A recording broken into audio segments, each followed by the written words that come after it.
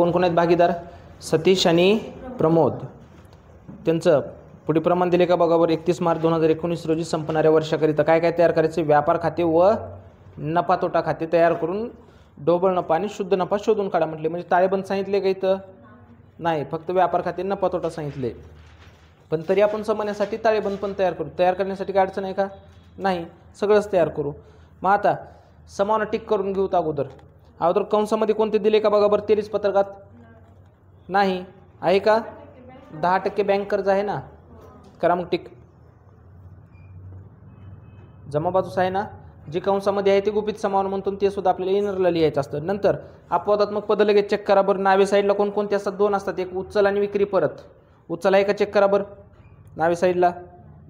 विक्री परत आहे का? मग विक्री परत कशातून वजा करता हो?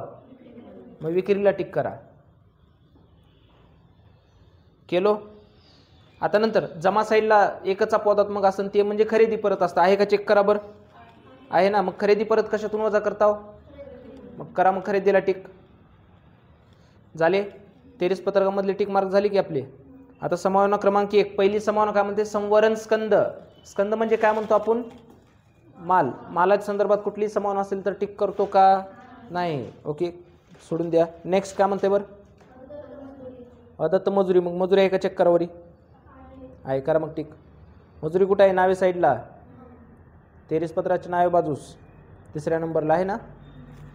हां, नेक्स्ट समावना बघावर. 3री समावना काय म्हणते बरं आपल्याला? बुडीत कर्जासाठी. बुडीत कर्ज हे नेहमी कशावर करतो म्हणतो आपण? ऋणकोवर. कशावर करतो? ऋणकोवर. करा मग ऋणकोला टिक. आता ऋणकोवर किती टिक होते बघा बरं का, नीट लक्ष द्या. त्याच्याच पुढे काय म्हणते? तरतूद करून ऋणकोवर किती टक्के दराने म्हणते बरं? म्हणजे 3%. म्हणजे आणखीन एक समावना आली ना. म्हणजे आता सध्या किती समावना टिक झाली ऋणकोवर? 2 टिक करा ऋणकोला. आलं लक्षात? 1 टिक असेल तर किती ओळी सोडायचं? 2 असतील तर 4. म्हणजे असं 2 वाढवत चालायचं. ओके. नंतर नेक्स्ट समावना काय म्हणते बघा बरं. रुपये 1800चा माल. माल म्हटले ना, मालाच्या संदर्भात कुठलीही समावना असेल तर टिक करतो का? नाही. चला सोडून द्या. आणखीन शेवटी आता शेवटचंच आहे ना. हां, 31 मार्च 2019ला रुपये कितीचा म्हणते बरं? 2000चा माल विकला, परंतु त्याची नोंद आहे का? नाही. माल विकला म्हणल्यास विक्रीला टिक करावं लागेल का नाही? बरोबर आहे. मग करा मग विक्रीला परत टिक. माल विकलो म्हणल्यास विक्रीला टिक केलो. आता विक्री कुणाला करत असतो आपण? ऋणकोला करतो का धनकोला करतो बरं? मालाची विक्री ही नेहमी आपण ग्राहकाला करत असतो. ग्राहक म्हणजे कोण असतो? आपलं ऋणको असतो. मग करा मग ऋणकोला पण टिक. ऋणको नावे साईडला आहे का? हां, केलो. आता बावर याचा अर्थ ऋणकोर आता किती टिक आलेत बरं? 3. पहिले टिक कशाचं आहे? बुडीत कर्जाचं. दुसरं टिक कशाचं आहे? संशयित कर्ज निधीचं. आणि तिसरं कोणतं आहे? अनोंदित विक्रीचे. माल विक्री केल्याची पण नोंद आहे का त्याची? नाही. याचाच अर्थ अनोंदित विक्रीचे. असे टोटल किती टिक मार्क आलेत आपल्याला? 3 टिक मार्क आलेत. ओके. मग किती ओळी सोडावं लागतील ह्याला? 6. मग ती चालूवर बघत चालायची आपण. चला तयार करा. सध्या आपल्याला आजच्या ह्याच्यामध्ये शुद्ध नफा आणि ढोबळ नफा काढण्यासाठी सांगितले, पण आपण सगळंच काढत चालू. काय काय तयार करायचं आपल्याला? व्यापार खाते तयार करा. व्यापार. चला आता बघा, नावे जमा लिहिलात ना. कुठल्याही खात्याची नावे बाजू कशाची असते म्हणतो आपण? खर्चाची. आणि जमा बाजू ही उत्पन्नाची असते. ओके. आता नावे जमा तर लिहिलो, विवरण राशी वगैरे लिहिलात. आता व्यापार खात्याला कशाची पदे येतात म्हणतो आपण? प्रत्यक्ष. प्रत्यक्ष खर्च असेल किंवा प्रत्यक्ष उत्पन्न असेल. ओके. आणि नंतर नफा तोटा खात्याला कशाची पदे येतात म्हणतो आपण? अप्रत्यक्ष. ओके. जेवढे काही प्रत्यक्ष म्हणतील ती पदं कुठं दाखवायची आपल्याला? व्यापारला. आणि अप्रत्यक्ष म्हटलं की नफा तोटायला. आलं लक्षात इथपर्यंत? आता 23 पत्रकामधली कोणती बाजू ट्रान्सफर करायची आपल्याला? नावे बाजू. आता नावे बाजूची पदं कुठं? संबंधित खात्याच्या नावेला आणि दुसरीकडे संपत्तीला. याच्या व्यतिरिक्त कुठं दाखवायचं आहे का? नाही. अपवादात्मक 2 असतात, एक विक्री परत आणि दुसरं उचल. विक्री परत कशातून वजा करायचं म्हणतो आपण? विक्रीमधून. आणि उचल कशातून? भांडवलातून करायचे. ओके. चला मग आता ट्रान्सफर करू. पहिलं पद काय बघा बरं? स्कंद. पण कंसात तारीख काय म्हटले बरं? 1/4/2018. याचा अर्थ काय? 1/4 म्हणजे सुरुवातीचा आहे ना, प्रारंभन. मग प्रारंभन स्कंद हे कंपल्सरी कुठे येते म्हणतो? व्यापारच्या नावेल आणि तेही पहिल्याच ओळीला. घ्या मग प्रारंभन स्कंद. किती रुपये बोंबला? 8,700. हा जरा मोठ्यानं बोला बरं का. हां नेक्स्ट. हां असं जरा. खरेदी आपण कच्च्या मालाची करत असतो आणि ते पण कधी? उत्पादन करते वेळेस. मग ते कुठे येईल? व्यापारच्या नावे बाजूस. दाखवा. खरेदी किती? इनर काउंटर इनरला 18,300. पण याच्यावर किती समान आहेत? एक. तर किती ओळी सोडायचं? 2 ओळी सोडायचे. चला नंतर नेक्स्ट. मजुरी ही नेहमी आपण कधी देतो म्हणतो आपण? उत्पादन करते वेळेस. मग ती प्रत्यक्ष का अप्रत्यक्ष? प्रत्यक्ष. तर व्यापार का नफा तोटा? दाखवा मग. मजुरी इनरला 1,000 झालं. बघा नो क्वेश्चन बघत चला. कुठलं पद आणि ते कुठं येईल ते लक्ष देत चला. जरा पुस्तक जरा जवळ घे, लय लांब ठेवलास. हा नेक्स्ट काय बरं? विमा रोज उठून भरताव का? नाही. पॉलिसी कधी काढतो आपण? एकतर महिन्याला किंवा वर्षाला हप्ते भरतो ना आपण. मग ते प्रत्यक्ष का अप्रत्यक्ष? मग अप्रत्यक्ष. तर व्यापार का नफा तोटा? दाखवा मग. विमा इनर काउंटर बर किती? फक्त. अच्छा. नेक्स्ट काय म्हणते बरं? अनुचं नाव आले इथं. अनु कोण नाही ना? हां लक्ष द्या. उत्पादक मजुरी आणि अनुत्पादक मजुरी असे 2 शब्द येतात. उत्पादक याचा अर्थ काय? उत्पादन करते वेळेस. उत्पादक म्हणजे सरळ वाक्य ध्यानात ठेवा. उत्पादक म्हणजे काय? उत्पादन करते वेळेस. आणि अनुत्पादक म्हणजे अनु याचा अर्थ नंतर. अनु याचा अर्थ काय? नंतर. नुसतं मजुरी दिला असं तर आपण व्यापाराला दाखवलो असतो. पण ही मजुरी कधी दिले म्हणते बरं? उत्पादनाच्या नंतर दिले म्हणते. सरळ दिले ना तुम्हाला. अनुत्पादक उत्पादनाच्या नंतर दिले. मग ती प्रत्यक्ष का अप्रत्यक्ष बरं? अप्रत्यक्ष म्हटल्यास दाखवा मग. अनुत्पादक मजुरी 1,400. आउटरला ना? टिक केलं तर इनर, नसेल तर आउटर. अनुचं नाव घेतलं म्हणून अनुकडे लक्ष जाऊ देऊ नका रे. गोदा खास वेगवेगळं ऐकायला येईल बुवा. ओके चला. गोदाम भाडे. कोणतं? गोदाम भाडे. आणि दुसरं एक आहे गोदी भाडे. ओके. गोदाक्का आपली. गोदी भाडे आणि गोदाम भाडे फरक आहे. गोदी म्हणजे याचा अर्थ आपण कच्चा माल ठेवण्यासाठी जे कंपनीमध्ये साईडला जे असतं ते आपण ठेवतो ते कुठं म्हणतो आपण? गोदी शुल्क किंवा गोदी भाडे म्हणायचं त्याला. आलं लक्षात? आणि गोदाम याचा अर्थ गोडाऊन. गोडाऊनचा वापर कधी होईल? आपल्याला वस्तू पक्के उत्पादन करून आपण ठेवण्यासाठी वापरतो आपण. आलं लक्षात? म्हणजे ते कधी येईल? उत्पादनाच्या नंतर येईल. जर समजा क्वेश्चनमध्ये जर गोदी भाडे आलं तर ते कुठं घ्यायचं? व्यापार खात्याला. कुठं घ्यायचे? व्यापार खात्याला. आणि गोदाम म्हणजे गोडाऊनचं म्हटलं तर ते कुठं घ्यायचं आपल्याला? नफा तोटा खात्याला. दाखवा मग इथं.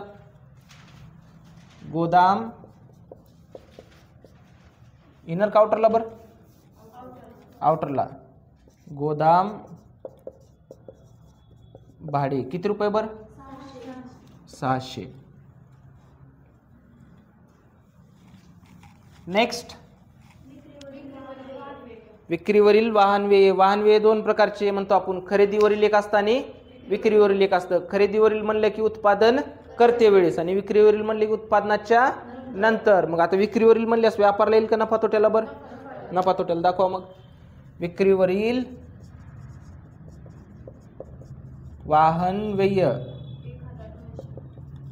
किती? 1,200. हा नेक्स्ट. विक्री परत नेहमी कशातून वजा करायचंय? विक्रीमधून. मग आता खरेदी व्यापारच्या नावेला लिहिला तर विक्री व्यापारच्या कुठे येईल बरं? जमाला. दाखवा मग इथं. विक्री त्याच्यातून मायनस परत किती? 600. इनरला ना? हा. नेक्स्ट काय बरं? निर्यात कर. कर 2 पद्धतीचे. एक आयात कर आणि दुसरं निर्यात कर. आयात म्हणजे आपण काय म्हणतो? उत्पादन करते वेळेस. आणि निर्यात कर उत्पादनाच्या नंतर. ध्यानात राहील ना? आयात म्हणले की उत्पादन करते वेळेस, आणि निर्यात म्हणली उत्पादनाच्या नंतर. मग निर्यात म्हणल्यास कुठं दाखवू बरं? नफा तोट्याला दाखवा. निर्यात कर 1400. फास्ट होईल का? नाही ना. नंतर नेक्स्ट काय बरं? सीमा शुल्क. सीमा शुल्कला इंग्लिशमध्ये काय म्हणतो आपण? Custom duty. काय म्हणतो त्याला? Custom duty. बा सीमा, सीमा म्हणजे कोण रे? सीमा म्हणजे काय? बॉर्डर. बा त्याला माहीत आहे, बाकीच्या मुलीचं नाव माहीत असेल. सीमा मुलीचं पण नाव आहे ना. हां, सीमा म्हणजे काय? बॉर्डर. कधी पण बा ह्या राज्यातून दुसऱ्या राज्यात जायचं म्हणल्यास आपल्याला सीमा ओलांडावी लागते ना. तिथं आपल्याला काय द्यावं लागत असतं? काही टॅक्स द्यावं लागत असतात. आलं लक्षात? त्याच्याशिवाय आपल्याला सीमा ओलांडता येतं का? नाही. मग ते कधी येईल बरं? आपल्याला नेहमी हे अगोदरच द्यावं लागते ना. अगोदर द्यायचं म्हणजे उत्पादन करते वेळेस का नंतर म्हणायचं बरं त्याला? करते वेळेस. मग उत्पादन करते वेळेस म्हणल्यास ते प्रत्यक्ष झालं का अप्रत्यक्ष झालं बरं? प्रत्यक्ष. मग प्रत्यक्ष म्हटल्यास कुठे येईल? व्यापारला. दाखवा मग. सीमा शुल्क इनर का आउटरला? आउटरला. किती? 800. सोपं कसं ध्यानात ठेवा, सीमा वहिनी असेल किंवा गोदावहिनी असेल, त्या दोघीला पण कुठं घ्यायचं? व्यापारलाच घ्यायचं. विविध ऋणको. ऋणको ही आपली काय असते? दाखवा मग. ऋणको, ऋणको. इनर का आउटर? इनरला. किती? 40,000. पण ह्या ऋणकोर टोटल किती समान आहेत? 3 समान आहेत ना. मग ह्याला किती वेळी सोडायचे? तर 6. 1 असेल तर 2, 2 असतील तर 4 आणि 3 असतील तर 6, असं 2-2 वाढवत चालायचं. ओके. नेक्स्ट, गुंतवणूक आपली काय असते? गुंतवणूक केलेलं असते का नाही आपण कुठं पण? हां, करा. दाखवा मग इकडं. ह्याला 6 ओळी सोडून बरं का. गुंतवणूक, गुंतवणूक 15,700. पण इनर का आउटरला? आउटरला. 15,700.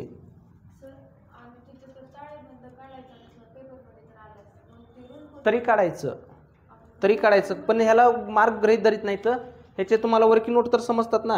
म्हणजे तुम्ही प्लस मायनस कसं लिहिलात ते दाखवण्यासाठी तर काढावं लागेल ना. काढायचं. किती वेळ लागणार आहे त्याला काढण्यासाठी? आलं लक्षात? नंतर नेक्स्ट, कारखाना भाडे. लक्ष द्या. भाडे किती असतात? एक पहिलं भाडे शब्द लिहून घ्या. भाडे. दुसरा आहे कारखाना भाडे आणि तिसरा आहे कार्यालय भाडे. भाडे टोटल किती प्रकार होईल? तर 3 येलेत का नाही? नुसतंच भाडं, कारखान्याचं भाडं आणि कार्यालयाचं भाडं. एक्झाममध्ये तिन्हीपैकी कुठले 2 बी येऊ शकते. तर ओके, लिहून घ्या पहिलं.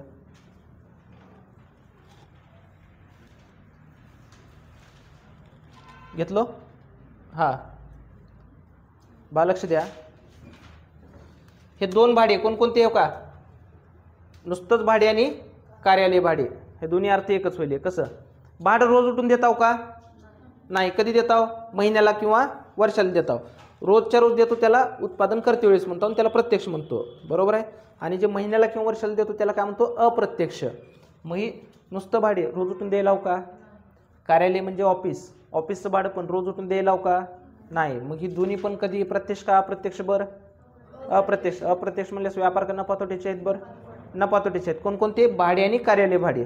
पण कारखान्याचं भाडं हे कधी पण आपल्याला अगोदर द्यावं लागतं. कारखान्यात कशासाठी घ्यायला? आपण एखाद्या वस्तूचं उत्पादन करण्यासाठी भाड्याने घ्यायला ना. उत्पादन करते वेळेसच त्याचं द्यावं लागेल ना आपल्याला. मग ही प्रत्यक्ष का अप्रत्यक्ष? प्रत्यक्ष. म्हणजे कार्यालयाच्या संदर्भात असेल तर ते नफा तोट्याला अप्रत्यक्ष म्हणून. आणि कारखान्याच्या संदर्भात कुठलेही पद असेल, लक्षात, कारखान्याचं विमा म्हणेन किंवा कारखाना भाडे म्हणेन, कारखान्याच्या संदर्भात जर पद असेल तर ते प्रत्यक्ष. आणि प्रत्यक्ष म्हटल्यास ते कुठे? व्यापार का नफा तोट्याला? बरं, व्यापारला. दाखवा मी इकडं. कारखाना भाडे किती? 1,600. कोणकोणते पद म्हटलं बरं का? कारखाना भाडं म्हणेल किंवा कारखाना विमा म्हणेल. बरं का? कारखाना विमा सुद्धा. नुसतं विमा आलं तर का इथं विमा दाखवला का नफा तोट्याला? बरोबर आहे. पण कारखाना विमा जर म्हटलं तर ते कुठे येणार, ते व्यापार खात्याला, कारखान्या संदर्भात असलं तर. झालं इथपर्यंत. हा नेक्स्ट पद कोणता आहे बरं? टपाल आणि तार. बोलो, टपाल आणि तार. टपाल आणि तार रोज उठून देत नसतो. टपाल आणि तार म्हणजे काय, लक्ष द्या. व्यावसायिकांचं सगळ्या गोष्टी फोनवर व्यवहार होतात का? नाही. तर काही त्यांचे लिगली म्हणजे पत्रव्यवहारानुसार सुद्धा त्यांना व्यवहार करावा लागतं का नाही? मग पत्रव्यवहार हे फुकट असतं का? नाही. मग पत्रव्यवहाराला आपल्याला काहीतरी फीस द्यावी लागतं का नाही आपल्याला? बरोबर आहे. मग ती काहीतरी फीस द्यायची आहे. बसा, काहीतरी फीस द्यायची आहे, पण ती रोज उठून देणार नाव. हे पत्रव्यवहार आपल्याला कधी होणार आहे बरं? आपले एकतर महिन्याला किंवा वर्षाला होणार आहे. मग ती प्रत्यक्ष का अप्रत्यक्ष बरं? अप्रत्यक्ष. अप्रत्यक्ष म्हणल्यास व्यापार का नफा तोटा दाखवा. मग टपाल आणि तार खर्च फक्त. झालं. आता नावेची पद्धत झाली ना. नावेची नावेला आणि दुसरीकडे कुठं आले? संपत्तीला. याच्या व्यतिरिक्त कुठं दाखविलो का? नाही. आता नंतर आता कोणती बाजू ट्रान्सफर करायची आपल्याला? आता जमाची जमाला आणि दुसरीकडे याच्या व्यतिरिक्त कुठं दाखवायचंय का? नाही. बोंबला बरं. आता पहिलं काय?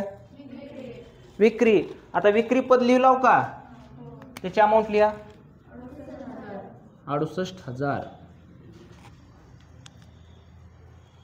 लिहिलो. आता 68,000 मधून लगेच वजा करून बघा की खाली किती येते. 67,400. परत इनरलाच ठेवलो का बरं? तर त्याच्यावर परत आणखीन समावून आहे ना आपल्याला. कुठं ठेवलं होते? शेवटची 2 किती टिक केला तुम्ही विक्रीला? 2 टिक आहेत ना. म्हणजे किती ओळी सोडायचे तर? 4 ओळी. मग त्यासाठी आपल्याला त्याला परत इनरला दाखवलं. कधी आउटरला दाखवायचं? जर समजा त्याच्यावर पुन्हा नंतर समावना नसेल तर तेव्हा ते डायरेक्ट आउटरला येणार. त्याच्यावर पुढे आणखीन समावना असल्यामुळे त्याला परत आणखीन इनरला दाखवलं. नंतर नेक्स्ट काय म्हणते पद बघा बरं? लाभांश. बा, लाभांश हे आपल्याला शेअर्सवर मिळत असतं. कशावर मिळत असतं? शेअर्सवर. त्याची पण सांगितलं होतं तुम्हाला. कारखान्याचे शेअर्सवर सांगितलं का नाही? कारखान्याच्या शेअर्सवर आपल्याला लाभांश भेटत असतं वर्षाला वगैरे. जसं उदाहरणामध्ये आपण साखर सांगितलं होतं. साखर जसं पैसे न देता त्यांनी साखर सुद्धा देऊ शकतात ना. रोज उठून दिले का आपल्याला कारखाना? नाही. ती कधी येईल? एक तर महिन्याला किंवा शेवटी येईल, वर्षाच्या शेवटी. मग ती प्रत्यक्ष झालं का अप्रत्यक्ष झालं बरं? अप्रत्यक्ष. मग व्यापार का नफा तोट्याला बरं?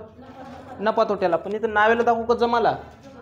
जमाला. तिथं जमाला आहे तर इथं पण जमाला दाखवा. मग लाभांश याचा अर्थ आपल्याला लाभांश मिळालं बरं का?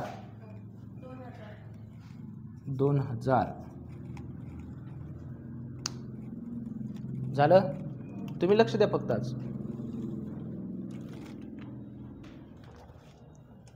हा नेक्स्ट. हा परत खरेदी आहे ना. मग खरेदी परत कशातून वजा करा? मग मायनस परत किती रुपये बरं? फक्त वड 500. 500 मायनस करून बावर किती राहते तर? 17,800. डायरेक्ट आउटरला दाखवून आता. हां, त्याच्यावर समान नसल्यामुळे डायरेक्ट आउटरला 17,800. नेक्स्ट पद बघा बरं काय? धनु कुठे येते? देयताला. दाखवा मग. धनको किती रुपये बरं? 13,000. चिवचिव करू नका, परत सांगतोय. 13,000 झालं. हा नेक्स्ट 10% सांगतो. तसं काय नसते. रीतिरिवाजानं काय नसते आपल्याजवळ. जिथं येईल तिथं चालू करायचं उगा. ओके. इथं चालू व्हावं असं काय का आपल्याला? नाही. चालू द्यायचं कार्यक्रम. हा नेक्स्ट काय बरं? 10% बँक कर्ज. आता बँकेचं कर्ज घेतले पप्पानं, मग ते परत करावं लागेल का नाही आपल्याला? द्यावं लागते ना. मग द्यायचं म्हणले देयता का संपत्ती? देयताला. पण बँक काय फुकट देणार आहे का तुम्हाला कर्ज? त्याच्यावर व्याज वसूल करणारच आहे ना. किती टक्के व्याजानं घेतलं आपण ते बँकेचे पैसे? 10%. तर लिहा मग इथं 10% बँक कर्ज. 10% बँक कर्ज. इनर का आउटरला बरं? इनरला. कारण ती टक्केवारी आहे ना आपल्याला काढायचे. तर इनरला किती? फक्त 8,000. कंसामध्ये तारीख ती आहे ते नंतर बघू. हा नेक्स्ट पद काय बरं? इतर प्राप्ती. आता व्यावसायिकाची इतर प्राप्ती म्हणजे काय बरं? भंगार वगैरे आता कंपनीत पडलेला असते का नाही? पडते. ते भंगार विकून काहीतरी पैसे भेटतात का नाही? मग रोज त्यानं काय कामधंदा सोडून भंगार विकत बसणार आहे का? नाही. कधी? शेवटी, वर्षाच्या शेवटी इतर गोष्टींमधून कशातून तरी त्याला प्राप्त झाली रक्कम. रोज उठून मिळणार नाही. मग ते प्रत्यक्ष झालं का अप्रत्यक्ष झालं बरं? मग अप्रत्यक्ष म्हणल्यास व्यापारला का नफा तोट्याला? दाखवा मग. काय शब्द? इतर प्राप्ती. किती? 1,000. प्राप्ती म्हणल्यास प्राप्ती हॉटेल का? नाही. झालं? हा, ट्रान्सफर झालं ना? अजून काय राहिले का? नाही. गुड. आता गुपित समानं सॉल्व करून घ्यायचे. बघा बरं, गुपित समानात आपण काय म्हणतो? गुपित समानं कशाला म्हणतो? जी 23 पत्रकामध्ये कंसामध्ये वगैरे दिलेलं असतं त्याला गुपित समानं म्हणतो. आता कंसामध्ये कोणतं दिले बरं आपल्याला? बँक कर्ज. ते स्कंद दिले त्याला गुपित म्हणायचंय का? नाही, ते प्रारंभ नसतं. आता बँक कर्ज सॉल्व करून घेऊ. लक्ष द्या इकडं. बँकेचं कर्ज किती रुपयाचं घेतला? मोठ्यानं 8,000. खात्या पित्या घरच्या मागत करायची लेकराव का? नाही. किती रुपयाचं घेतला? 8,000चं. बँक फुकट दिले का आपल्याला पैसे? नाही. त्याच्यावर किती टक्के द्यायचे आपल्याला व्याज? 10%. मग ह्याच्यावर 10% काढून बघायचं का? गुणिले किती टक्के काढायचे? 10 भागिले टक्केवारी नेहमी किती मधून काढताव? 100 मधून. हो का? बरोबर. आता याचं उत्तर काढून बघायचं का? तर बा कटवा कटवी येते ना. हा, हे का? 1 0 कटला, हा 1 0 कटला, नंतर हा 1 0 कटला, हा 1 0 कटला, म्हणजे किती आलं बरं? 800. आणि 10% म्हणले की कधी पण शेवटचं 1 0 कट करून उत्तर सांगायचं. 10% म्हणले की तोंडी पटशिरा सांगायचं बरं का. 10% म्हटले किती? शेवटचं 1 0 कट करून सांगायचं. समजा आता उदाहरणार्थ म्हटलो आपण 95,000वर 10% किती बरं? 1,500. 9,500. 1 0 कट करून शेवटचं कट करायचं आणि उत्तर सांगायचं. असे कोणती रक्कम असणार? 10% म्हणले की काय करायचं? पटशिऱ्या 1 0 कट करून उत्तर सांगायचं. मग आता आपलं सध्या 10% किती आलं बरं? टोटल 800 रुपये आलं. पण तुम्हाला उशीर झाली ना, जायचं असेल तर जाऊ शकतात बा. पण काय म्हणतो आपण? पर्सेंटेजनुसार काढलेलं कधी पण रक्कम ही 1 वर्षाचं असतं. काय म्हणतोय? पर्सेंटेजनुसार काढलेलं कधी पण रक्कम किती वर्षाचं असतं? हे 1 वर्षाचं असतं. एवढं ध्यानात राहील ना. हे ह्या चॅप्टरमध्ये नाही, पुढल्या आणि प्रत्येक चॅप्टरमध्ये तुम्हाला असं महिन्यावर काढत चालायचं. आता सध्या वर्षावर असेल पण पुढे महिन्यावर काढत चालायचे. टक्केवारीनुसार काढलेली कोणती रक्कम किती वर्षाची असते? पूर्ण 1 वर्षाची. 1 वर्षात किती महिने असतात बरं? कुणाचे 13 आहेत का? नाही. मग आता 1 वर्षात किती महिने असतात? 12. पण आता इथं तारीख दिली बघ कंसात बँक कर्जाची. कधी घेतला? 1/7/2018 घेतला. तारखेपासून बघायचं का? 1/7 म्हणजे 7वा महिना म्हणजे कोणता महिना बरं? जुलै महिना. बरोबर आहे ना. आपलं वर्ष कधी संपलं? 31 मार्च 2019ला. मग 1 जुलै 2018 पासून ते 31 मार्च 2019 पर्यंत किती महिने होतात बघावं लागेल का नाही आपल्याला. मग 1 जुलै म्हणजे जुलैचा पूर्ण महिना येईल ना.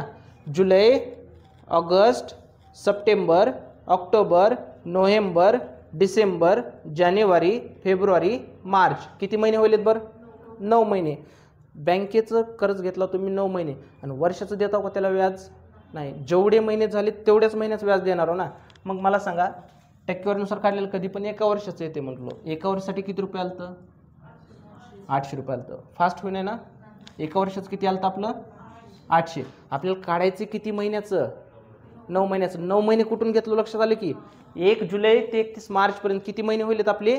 9 महिने. मग मला व्याज पण किती महिन्याचं काढायचंय? 9 महिन्याचं. तर 800 गुणिले किती महिन्याचं काढायचंय? 9. पण 1 वर्षात किती महिने असतात? 12 भागिले 12. मान्य करा. आता नंतर दोन्ही पण एका पाड्यात येतं का बघा बरं. शॉर्ट फॉर्म देऊ त्याला. 9 आणि 12 कोणत्या पाड्यात येते? 3च्या येते का नाही? हो, 3 1 3. 3 त्रिक 9. बरोबर आहे. भाग घातलो त्याला. नंतर 3 चौक 12. त्याला भाग घालता येईल ना. 9 आणि 12 एका पाड्यात येतं 3च्या, म्हणून 3 त्रिक 9, 3 चौक 12. आता 4 भाग घालायचं का? बघा 4 1 4, 4 दुने 8, म्हणजे इथं किती तयार झालं बरं? 200 ना. 200 गुणिले 3. 200 गुणिले 3 म्हणजे किती होते बरं? 600. लिहून घ्या. 600 म्हणजे आपलं व्याज किती आलं बरं 600. किती महिन्याचं 9 महिन्याचं. लिहा वर्किंग नोटमध्ये.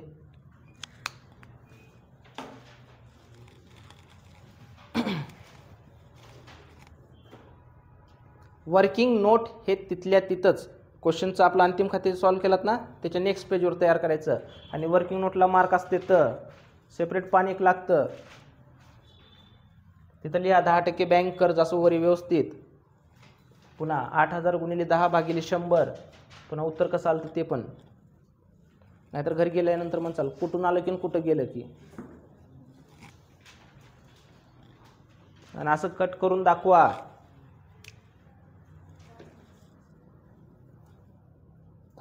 लेकरांना पण द्या.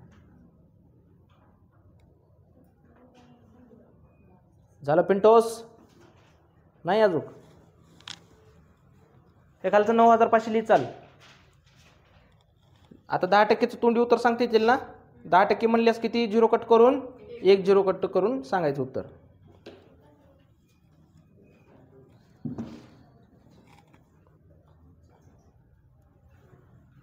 झालं.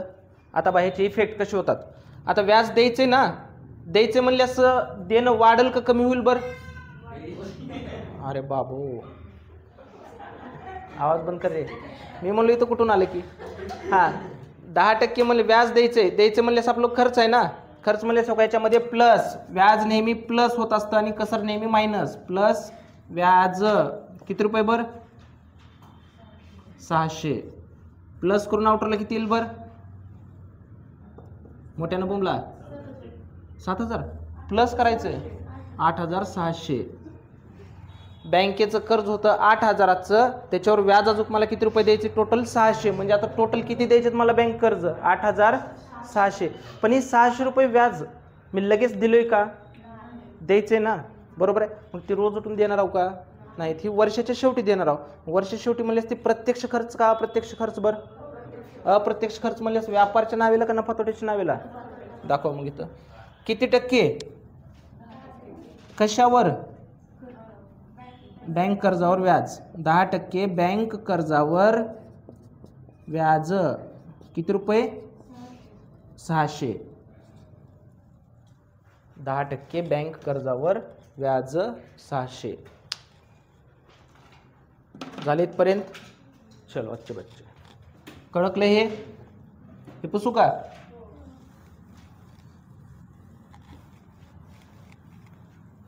हा नेक्स्ट समावणार आहोत तोचा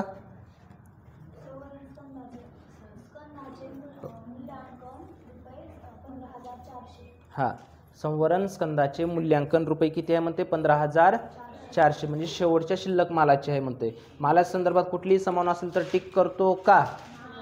मालाच्या संदर्भात कुठलीही समावना असेल तर त्याचा पहिला इफेक्ट हे व्यापारच्या जमालाच दाखवा. मग इथं संवरण स्कंद हे विक्रीला 2 ओळी सोडून लिहा. संवरण स्कंद किती बर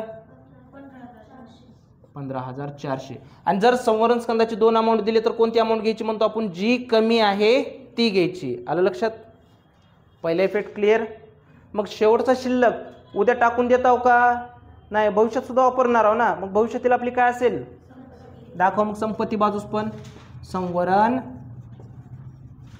स्कंद 15400. समावनेचे नेहमी किती इफेक्ट होतात म्हणतो आपण 2. झालं. हा चलो नंतर नेक्स्ट अदत्त मजुरी रुपये किती आहे बरं 500. अदत्तचा अर्थ काय म्हणतो आपण अदत्तचा अर्थ काय देणं किंवा देणे बरोबर आहे. देणं आहे आपण लगेच दिलोय का भविष्यात देणार आहोत बरोबर. भविष्यात देणार आहोत म्हणल्यास ती देयता झाली का संपत्ती झाली बरं. पहिलं इफेक्ट क्लिअर झालं. मग द्यायचे म्हणल्यास आपलं खर्च वाढेल का कमी होईल वाढेल. म्हणजे संबंधित पदात प्लस का मायनस. खर्च वाढेल म्हणल्यास काय करायचंय प्लस करायचंय. मग आता नेमकं कशामध्ये प्लस करू करा. मग मजुरीमध्ये प्लस अदत्त किती रुपये द्यायचे तर वड 500 आउटरला 1500. मग द्यायचेत म्हणल्यास इकडे देयता का संपत्ती देयता. अदत्त कशाचं आहे? अदत्त मजुरीचं. किती? 500. कळकाले ना? तुम्हाला लक्षात येईल का? ओके. हा नेक्स्ट वाचावर. बुडीत कर्जासाठी रुपये किती म्हणते? 800ची तरतूद करून ऋणकोवर 3% दराने संशयित कर्ज निधी निर्माण करा. ओके. पण आता ही आताच लगेच समावना सॉल्व करायची नाही, कारण ह्याच्यामध्ये टक्केवारी आहे ना, ऋणकोरच आहे ना ही समावना. ऋणकोर टोटल किती समावना आहेत? बरं 3 समावना आहेत, बरोबर आहे ना. मग आता टक्केवारीची समावना आहे नेहमी अगोदर सॉल्व करतो का शेवटी सॉल्व करतो म्हटलं आपण? शेवटी.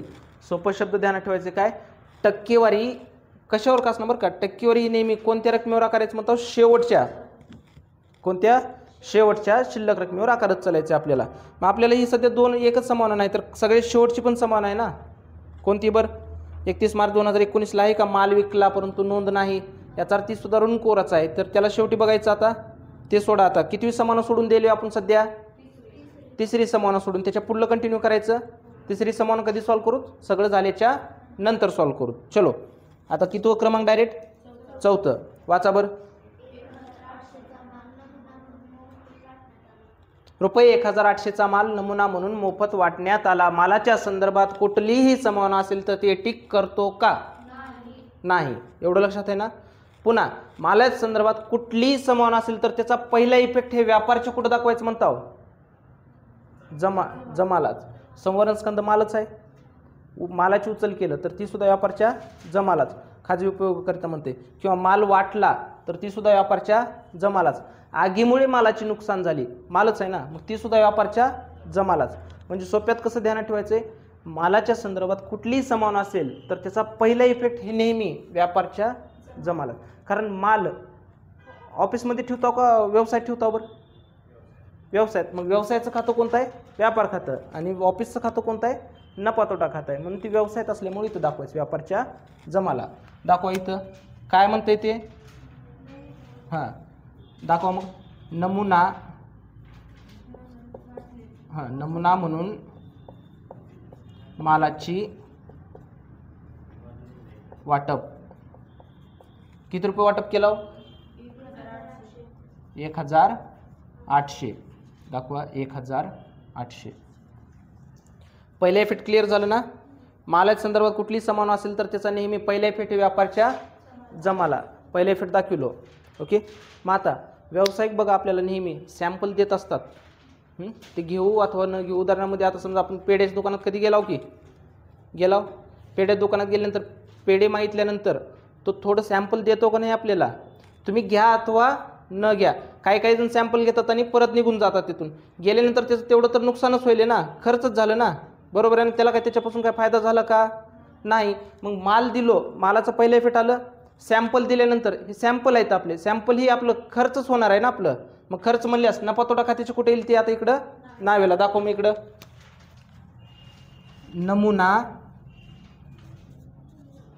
नमुना मालाची वाटप किती? बर 1800. पण दारूच्या दुकानावर भेटते का सॅम्पल? भेटते का रे? माहीत असेल.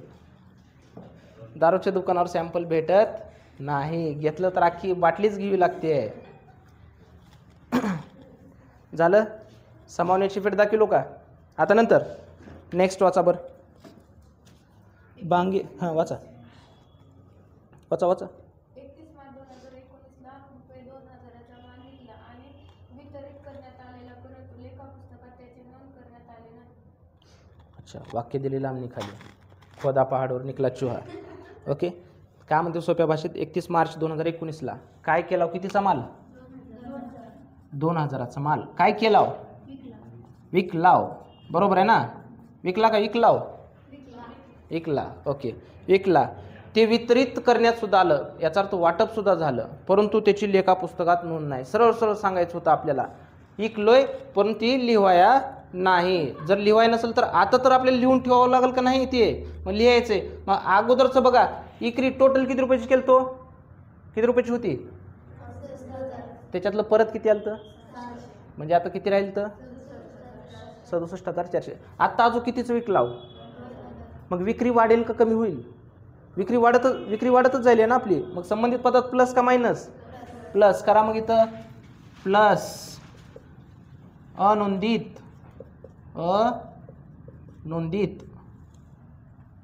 किती रुपये बर? 2000. मग आउटरला किती बर? 67, 68, 69,400. गुड. पहिला इफेक्ट क्लिअर झालं. विक्री केलोय पण त्याची नोंद नाही. ती लांबणीखाली किती जरी वाक्य दिलं तर तेवढं डोक्यात घेत बसायचं नाही. विक्री केली पण नोंद नाही. मग आता करायचे. मग काय केलो? प्लस केलो. मग आता याचा दुसरा इफेक्ट. विक्री कुणाला करतो? ग्राहकाला करतो का व्यापाऱ्याला करतो बरं? ग्राहकाला. मग ग्राहकाला विक्री केल्यानंतर त्याच्याकडून पैसे पण येण्यात वाढतील ना आपले. मग पैसे येण्यात वाढतील. मग ग्राहक नेमका आपण ऋणकोला म्हणतो का धनकोला म्हणतो बरं? ग्राहक कुणाला म्हणतो? ऋणकोला. ग्राहक कुणाला म्हणतो आपण? ऋणकोला. मग त्याच्याकडून पण पैसे येण्यात वाढ होईल ना. मग वाढ होईल म्हणल्यास प्लस का मायनस? प्लस अनोंदित विक्री. इथं विक्री शब्द वापरायचा आता. अनोंदित विक्री किती रुपयाची बर? 2000. लगेच प्लस करून खाली परत इनरला किती येते बघा बर? 42,000. परत इनरला का बरं दाखविलो? कारण त्याच्या पुढे आणखीन समावून आहेत ना आपल्याला. नसेल तर डायरेक्ट आउटरला दाखविलो असतो. झालं अनोंदित विक्री. जर समजा अनोंदित खरेदी जर म्हटलं तर खरेदी केले परंतु त्याची नोंद नाही जर म्हटलं तर खरेदीमध्ये पण काय करायचं? प्लस. ओके. खरेदी कोणाकडून करतो आपण? व्यापाऱ्याकडून. याचा अर्थ धनकोमध्ये सुद्धा प्लस. अनोंदितचं जर व्यवहार असेल तर दोन्हीकडे पण प्लस प्लसच करून टाकायचं आहे. ओके. आता नंतर नेक्स्ट समान कोणती आहे का त्याच्या पुढे? नाही. पण आपली एक राहिली आहे ना समावना. किती समावना राहिले बाकी? तिसरी. ओके. आता वाचायचं त्या तिसरीला. बुडीत कर्जासाठी किती रुपये म्हणते बरं? 800.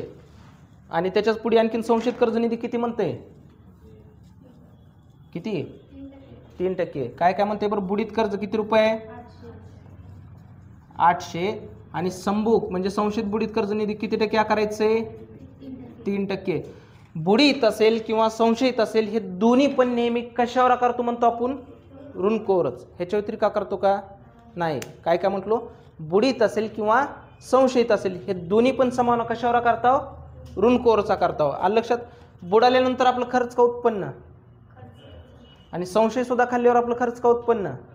खर्चच. मग दोन्ही पण पद प्लस होतील का मायनस होतील? नुकसानच आहेत ना. मग मायनस. मायनस म्हणल्यानंतर खर्च झाले ना आपलं. मग खर्च म्हणल्यास नफा तोटा खात्याचे कुठे येते बरं? नावेला. रोज उठून बुडविणार होतं का? जर रोज असलास तर ती व्यापाराच्या नावेला दाखवला असतो. ही कधी होईल बरं? महिन्याला होईल किंवा वर्षाच्या शेवटी होईल. तर त्याच्यामुळे ते कुठं? नफा तोट्याच्या नावेला. मग आता एक एक पद सॉल्व्ह करत चालायचं. पहिलं काय म्हणते बरं? बुडीत कर्ज. आता बुडीत कर्ज बुडाले पैसे प्लस करू का मायनस करू? मायनस करा. मग मायनस बुडीत कर्ज किती रुपये बरं? 800. 42,000 मधून 800 वजा करून बावर खाली किती राहतात? 41,200.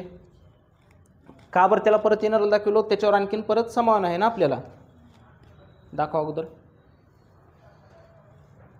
समावण्याची नेहमी दोन्ही फेट ध्यानात ठेव. चला पहिलं बुडीत कर्ज काय केलो? त्याच्यातून मायनस केलो. मग आता बुडीत कर्ज बुडालेत ना आपले. बुडाल्यानंतर खर्च का उत्पन्न म्हटलो बरं? खर्च. तर खर्च म्हणल्यास नफा तोट्याचे कुठे येते? नावेला. दाखवा मग इकडं. बुडीत कर्ज नफा तोट्याच्या नावेला. बुडीत कर्ज किती रुपये? फक्त.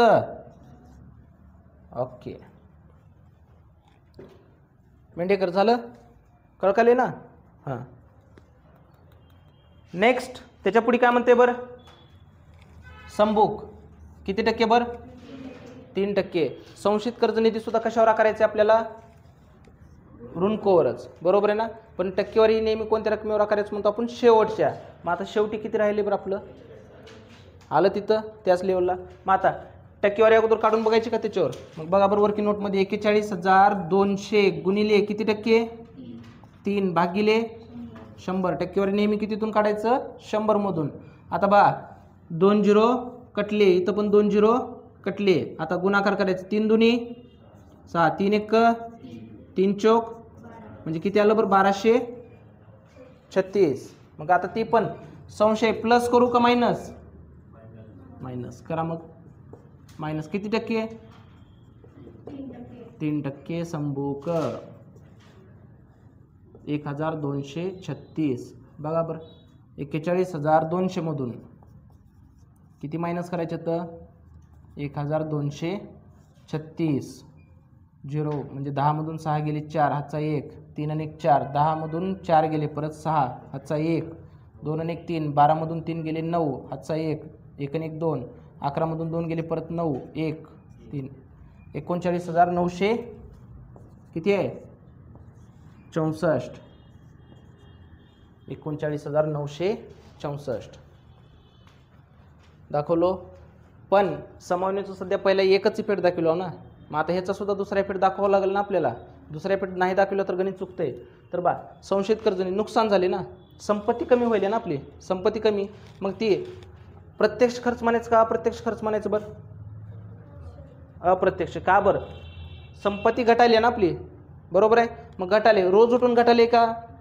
कधी घटाले? वर्षाच्या शेवटी. उत्पादन करते वेळेस म्हणलं की प्रत्यक्ष म्हणतो आणि वर्षाच्या शेवटी म्हणल्यास अप्रत्यक्ष. आणि अप्रत्यक्ष पद कुठं? नफा तोटा खात्याला. दाखव मग किती टक्के? 3% संभूक. शॉर्टकट लिहा. किती आले? 1236. 1236 झालं. आता ह्याच्या पुढे आणखीन काय आहेत का समावना?